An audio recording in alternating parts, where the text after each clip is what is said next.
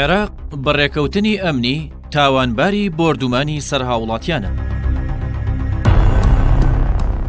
وێڕایەوەی کە حکوومەتی عێراق خاوەنداری لە خوێنی ئەو شەهیدانە ناکات کەچی ڕێکەوتنی بەناو ئەمنی لەگەڵ دەوڵەتی داگیرکەری تورک و بکوژی هاوڵاتیانی دەکات و لەشکرکێشی و داگیرکاریەکان دەکات بە یاسایی و بە فەرمی. لە دوای ئەو ڕێکەوتنەشەوە 9 هاوڵاتی مەدەنی شەهید بوون. بەوەی بێدەنگەکەیەوە حکوومەتی عێراق بە تاوانباری ئەو بۆردومانانە دادەنرێت.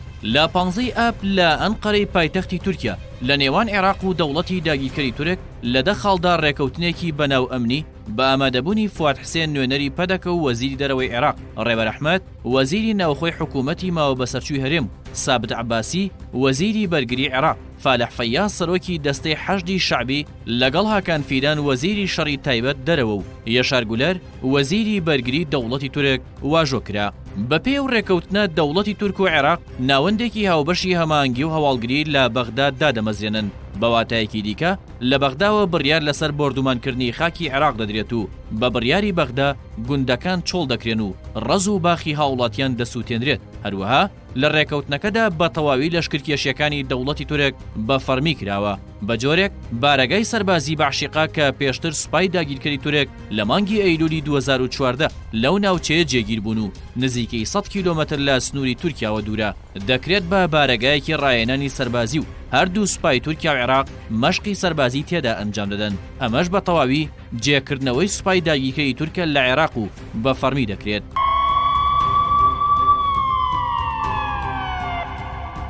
یەکەم هەنگاوی جێبەجێکردنی ئەم ڕێکەوتنە لە 23 ئاب بە بۆردومانی ئۆتۆمبیلێکی ڕۆژنامەنووسانی کۆمپانیای چەتر بۆ بەرهەمێنانی میدیایی دەستی پێکرد. لە ئەنجامدا 2 ڕۆژنامەنووسی ژن بەناوەکانی گوڵستان تارا و هێرۆبەهادین شەهید بوون و 6 دیکەش بریندار بوون کە 5 برینداری دەرونین. هەروەها هێرشەکان تەنها بەوە نەوەستا، بەڵکو لە 3 ئەیلول سوپای داگیرکەری تورک تۆپبارانی گوندی مێرگە حەوشی لە کوێستانی سنین لە شارۆچکەی سیدەکانی سەر بە پارێزگای هەولێر کرد. بەهۆیەوە شوانکارێک بە ناوی بەدیع کەمال شەهید بوو. کەس ناوی لە ماڵە بێت لە ماڵە بێت دەرێت درۆن سەر تازە بەڕاستی ئەنی کابرا ناتوانانی کاسی بکە لە ماڵی بچێت دەرێت درۆن دەرگاتی. ئەوە ژیان نە بەڕاستی لێدە ژانی لێ نەماوە کوردستان.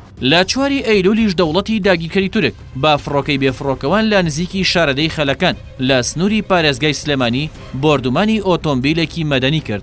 بەهۆیەوە باوکێک بە ناوی موزەفەر حسێن لەگەڵ 2 کوڕەکانی بەناوەکانی محەممەد موزەفەر تەمەن 18 ساڵ و مبین موزەفەر تەمەن 14 ساڵ شەهید بوون. لە 5 ئەیلولیش جارێکی دیکە فڕۆکە بێفڕۆکەوانەکانی دەوڵەتی تورک ئۆتۆمبیلێکی مەدەنیان لە گوندی هەرمێلەی سەر بە شارۆچکەی چوارتا لە پارێزگای سلێمانی بە ئامانج گرت. بەهۆیەوە 3 هاوڵاتی مەدەنی شەهید بوون، یەکێک لەوانەش منداڵێک بوو کە کانۆلای لەدەستدا بوو. هەر ئەوانەش نا، بەڵکو بۆردومانەکانی دەوڵەتی تورک کامپی پەنابەرانی شەید ڕۆستەم جوودی مەخموریشی گرتەوە. لەدەی ئەیلول بۆردومانی خانوویەکی لە ناو کەمپەکە کردو. بەهۆیەوە 3 ژن بەناوەکانی گوڵێ ئۆزەک، ئەدیبە پاکسۆی، عەزیمە کابول بریندار بوون. واتە لە دوای ئەو ڕێکەوتنەوە فڕۆکە بێفڕۆکەوانەکانی دەوڵەتی داگیرکەری تورک بە قوڵایی 100 کیلۆمەتر هاتوونەتە ناو ئاسمانی عێراق و بەگشتی 9 هاوڵاتی مەدەنی شەهید بوون و 9 هاوڵاتی دیکەش بریندار بوون.